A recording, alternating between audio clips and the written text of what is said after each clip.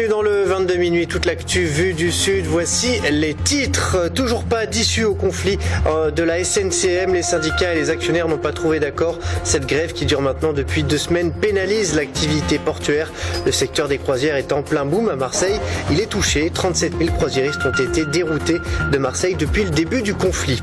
C'est le procès de l'esclavagisme moderne qui s'est ouvert aujourd'hui au tribunal correctionnel de Marseille. 6 personnes sont jugées pour avoir poussé des hommes et des femmes à mendier et même à se prostituer. Et puis que ce soit en mer, en lac ou en rivière, la qualité des eaux de baignade est sous étroite surveillance. En Languedoc-Roussillon, 3000 échantillons seront prélevés et testés tout au long de la saison estivale.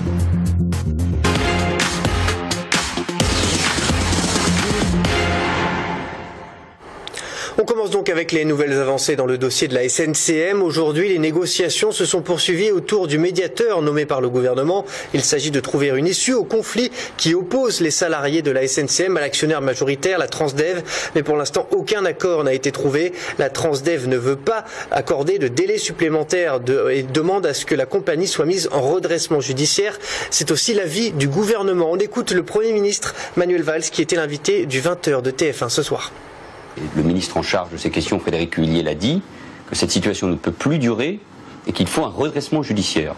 Parce que cette entreprise est en train de couler. D'ailleurs, les jours de grève qui s'accumulent la mettent encore plus en difficulté. La situation de blocage de ce navire est tout à fait insupportable. Donc il faut que cela s'arrête. Mais vous n'avez pas pris de mesures, n'avez pas appelé le préfet. Parce que c'est très violent, parce que c'est très difficile, parce qu'il faut faire attention à ne pas aller jusqu'à la confrontation. Mais cette situation a trop duré, les violences sont insupportables. Il y a actuellement une discussion avec un médiateur que le gouvernement a nommé. La société SNCM devra être redressée. Il faut donc trouver une solution pour ses salariés et pour l'entreprise. Mais il faut que la grève s'arrête, parce que chaque jour qui passe, non seulement pour Marseille et pour la Corse, c'est insupportable, mais l'entreprise elle-même est en danger de mort. Et à ce propos, le conflit dure maintenant depuis 2 semaines et a d'ores et déjà eu des répercussions sur l'économie portuaire, en particulier sur les croisières. Ce secteur est en plein boom à Marseille. Il a connu un sérieux coup de frein suite au blocage du port. Marseille a déjà perdu 37 000 croisiéristes depuis le début du conflit. Ali Martiniki. On est au courant que ça fait environ 2 semaines et que c'est très embêtant parce qu'ils ont choisi les dates évidemment des vacances. Ruth et Jean-Pierre sont québécois.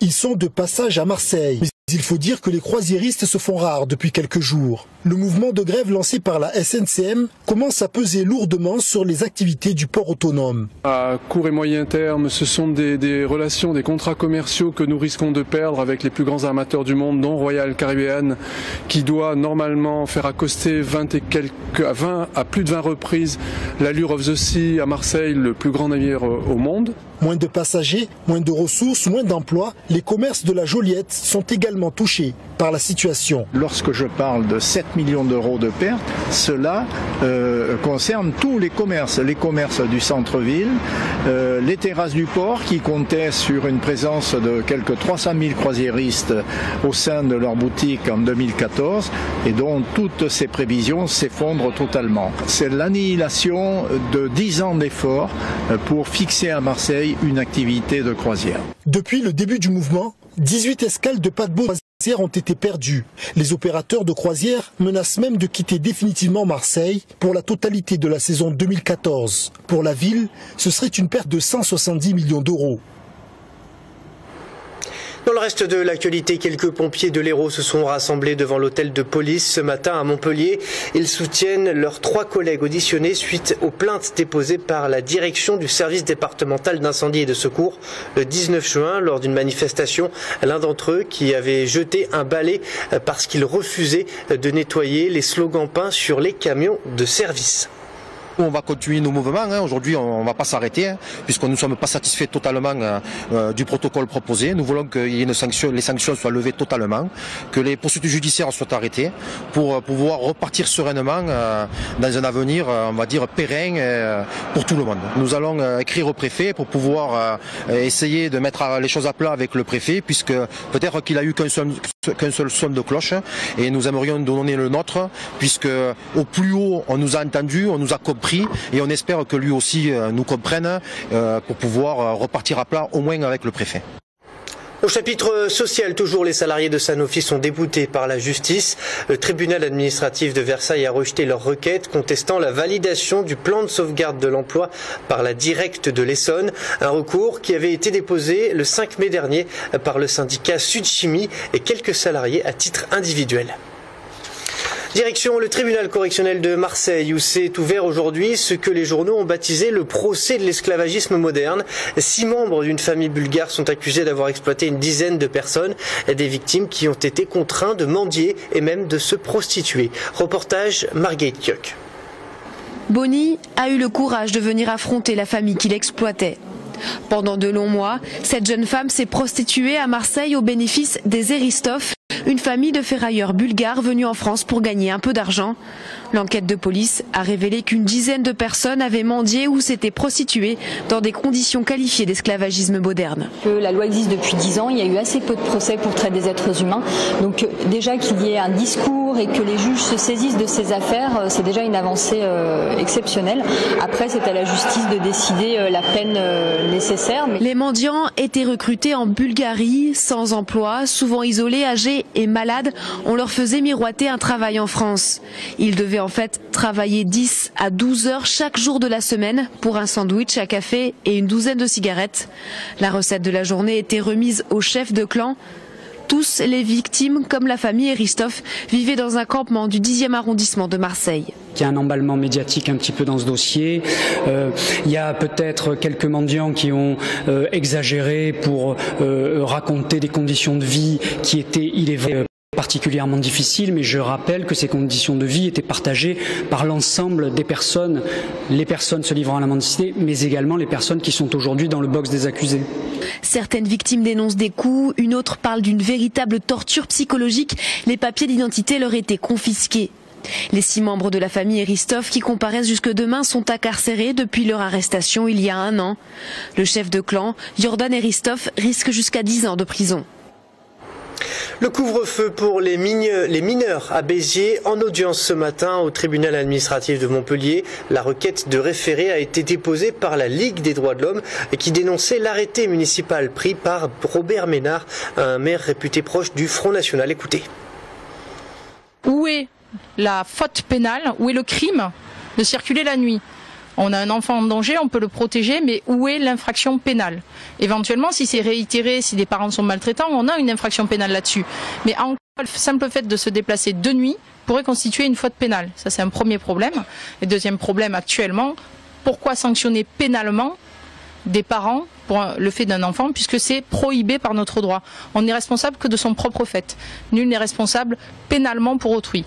Civilement, de manière indemnitaire, ça c'est autre chose. Mais la loi pénale est stricte. Donc là-dessus, nous espérons également, bien sûr, gagner. Voilà, et sachez que hier, le maire de Béziers a signé un nouvel arrêté. Il maintient le couvre-feu dans certains quartiers de la ville pour les moins de 13 ans non accompagnés, mais ne prévoit plus d'amende. La décision de justice sera rendue le 10 juillet. On passe au résumé de l'actualité de la journée. Margot Fernandez. Le FSU claque la porte après la CGT et Force ouvrière. C'est au tour de la Fédération syndicale unitaire FSU de quitter la 3e conférence sociale du président Hollande. Bernadette Groison, secrétaire générale du syndicat enseignant, déplore le manque de dialogue, notamment sur le pacte de responsabilité. De leur côté, FO et la CGT justifient leur boycott. Thierry Lepan, secrétaire général du premier syndicat de France, a déclaré sur Europe 1 ce matin que ce boycott servirait à mesurer le niveau de mécontentement du pays. Une dette abyssale de plusieurs millions d'euros pour l'UMP. Le parti a subi aujourd'hui un audit financier qui dévoile ses comptes. Un audit qui a déjà épinglé des dépenses surprenantes en billets d'avion, salaires et communication. Xavier Bertrand, un des anciens secrétaires généraux du groupe politique, se dit écœuré de tout ce déballage. La dette s'élèverait à plus de 70 millions d'euros. Christian Vikernes condamné. Le tribunal correctionnel de Paris a rendu son jugement cet après-midi. Le jeune homme écope de 6 mois de prison avec sursis. Le musicien norvégien est inculpé pour avoir publié sur son blog internet des écrits racistes et virulents envers les communautés juives et musulmanes. Les faits susceptibles de relever de l'apologie de guerre étant prescrits, Christian Vikernes est condamné au seul chef de provocation à la haine raciale. Retour à votre actualité locale avec cette question. L'eau dans laquelle vous allez vous baigner cet été est-elle de bonne qualité? Pour s'en assurer, plus de 3000 contrôles seront effectués par l'Agence régionale de santé tout au long de cet été dans les 330 zones de baignade du Languedoc-Roussillon, en mer, en rivière ou en lac, pour s'assurer qu'on peut s'y baigner sans risque. Reportage, Lucie Secconi. Un doux parfum de vacances, jouer dans la mer et en profiter pour se baigner. Mais une fois la béatitude passée, le pragmatisme revient rapidement. J'aimerais bien savoir la qualité de l'eau. Ce qui m'inquiète, c'est les polluants qui peuvent s'y trouver, la clarté aussi. On voit qu'ici, par exemple, elle n'est pas très claire, mais pour moi, c'est pas un signe de pollution, et ainsi de suite. J'aimerais bien savoir si elle est pavillon bleu, cette plage qui est sympathique. Les pavillons bleus, un gage de qualité pour le développement durable et l'environnement. Une nuance entre ce label et la vérification bactérienne menée par l'Agence régionale de santé que son directeur s'efforce à démêler.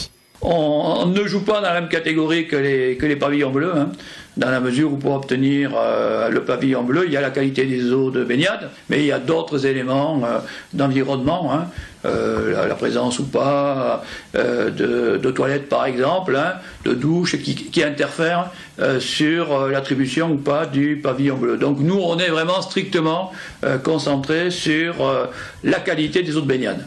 Plus de 3000 échantillons d'eau seront prélevés de juin à septembre sur plus de 150 zones de baignade en mer et 180 en eau douce. De nombreuses vérifications que les 5 préleveurs titulaires s'appliquent à réaliser, rejoints par une équipe renfort intérimaire de 20 personnes, la campagne d'été étant plus importante que le reste de l'année.